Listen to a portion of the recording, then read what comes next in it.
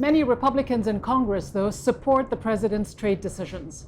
Earlier, I spoke with U.S. Congressman Jim Jordan. He is a top leader within the conservative faction of the Republican Party. He's also one of President Trump's staunchest allies. I asked him if he agrees with the president's actions on trade. I would back up and say this, that in the president's first year and a half, I think it's been an amazing 18 months. I mean, taxes are lower, the economy is growing, unemployment's at its lowest it's been in 20 years.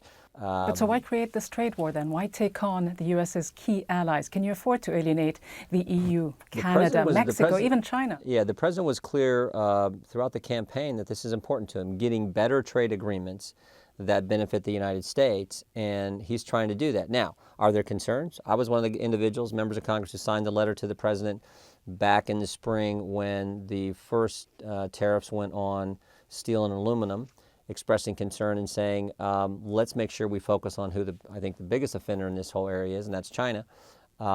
Let's take a targeted approach there. But does it make much economic sense? Because just looking at your state of Ohio, known as the nation's industrial capital, a major steel, aerospace, auto producer, not to mention a major agricultural state as well. 40% of your soybeans go to China. Can you lose that export market? You know, Ohio, the 4th District of Ohio, which I get the privilege of representing, is of the 435 congressional districts, we're one of the top manufacturing districts. Got a great company, Honda of America, headquartered in our district. And as you point out, we're also sort of the start, the serious start of the corn and soybean agriculture belt as it moves across the Midwest. So can you lose these export markets? We're typical then? Ohio, where we make and grow things. Of course we can't. But I've talked with people in agriculture. I've talked with manufacturers.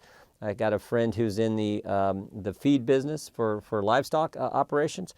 And they're all concerned, but they're also all willing to give the president some latitude to negotiate better deals, because they're tired of this practice that has existed for so long, where trade deals didn't necessarily benefit the United States in the way that they should. So while I'm for free trade, I think, and while our district is, I think many of those folks are willing to give the president a little flexibility to get a better deal. Sure, I mean, but the question is, can you afford to upset a country like China, which holds $1.2 trillion in U.S. debt? I think the president's goal that he set at the G7 to get rid of all tariffs is a worthy goal. A better NAFTA agreement, the president's been clear on, is one of his goals. So we got to give it some time. Do I have concerns? Yes. I think everyone does. But we're also willing to allow this president to have some flexibility to negotiate. And I think the American people support that, as evidenced by the president's approval ratings and, frankly, the success we are now seeing in some foreign policy areas. Maybe this whole area also ties into the fact that North Korea was willing to come negotiate. Maybe China's had an impact on North Korea as a result of some of this. All this begins to tie together, and I'll leave it as I said, some latitude and flexibility with the White House. So you're willing to give him some latitude. So are, as you say, some Americans. But I think a lot you of must be worried, though, aren't you, for your state, Ohio, as we said, a major industrial state, also a big agricultural state as well.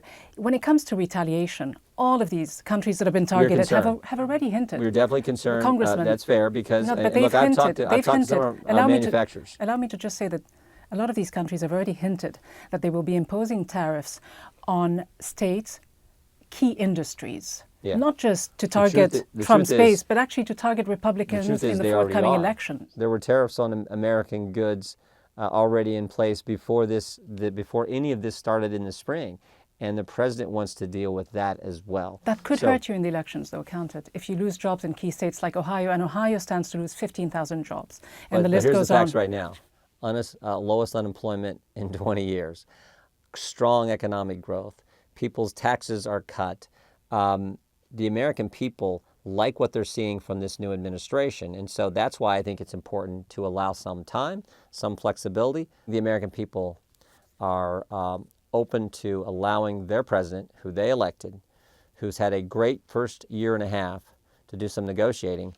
But yeah, let's hope that we get some resolution as quickly as possible, because like I said, I've heard from the manufacturers in our district, and I know they're real concerns. And I'm a free trader. Yeah. I'm for trade, because free trade means the ability to sell your products in new markets. We want that. There are jobs in Ohio because we can sell product all over the world. But we would that will like, make when it we send harder that now. product, not to have tariffs imposed on it, which are currently in place. We'd like to have that those tariffs reduced, just like the president said. But with states retaliating, that won't be the case. Whatever spin Trump puts on this, I mean, you and I both know that this will kill a lot of jobs for Americans, won't it? I mean, a recent study has shown that while 25,000 jobs might be created in the steel industry, close to 500,000 could be lost elsewhere. Could you afford to take this risk? We don't know that it's going to happen, but and I would disagree with that conclusion. But you're right. We got a lot more folks in West Central and North Central Ohio who are in the steel and aluminum using business, not in the steel and aluminum producing business. But all those industries are important. The president understands that. I just hope we get to a resolution sooner rather than later. What should Congress do? Because many of your Republican colleagues have actually suggested that the Trump administration's authority on this should be reined in, that Congress, as a equal branch of government, should really assert its authority on this, because they say Trump is pursuing his own protectionist agenda that's hurting your relationship with allies. Well, I don't necessarily agree with that, but I do think that the Constitution is clear. Taxing policy, trade policy, tariff policy, we have separate and equal branches of government, and we should not abdicate our responsibility. But there's a way to work with the White House to do that, and I'm in favor of looking at those options and possibilities as we move forward. Your trade partners and allies are seizing the WTO to try to handle this dispute.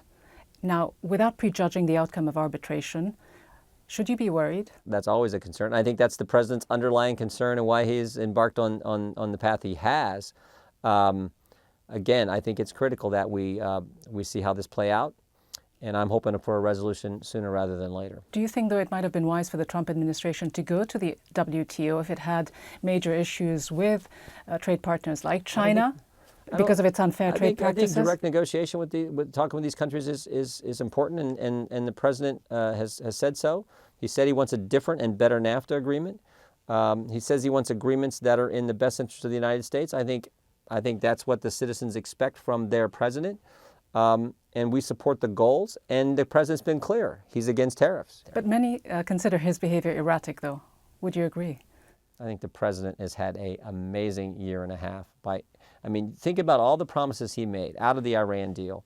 The Koreas have met, the hostages have come home, the embassies in Jerusalem, the Gorsuch is on the court, the taxes have been cut, the economy is growing, unemployment's at its lowest, and I'm forgetting some things. So by anyone's definition, even the mainstream liberal press in this country, by anyone's definition, that is an amazing year and a half. And I think the American people understand that, and I think that's why they're willing to let the president have a little latitude here to negotiate better deals for the citizens of this great country. You don't think this will affect negatively the chances of Republicans in the midterm elections? I think we're going to win. Now, it's always tough in first midterm. Everyone knows the history of American politics. So will it be easy? No, but anything worth doing, anything worth accomplishing is never easy. It always takes work and effort, and that's just the way God made it. So we'll see, but I feel pretty confident we can keep the majority.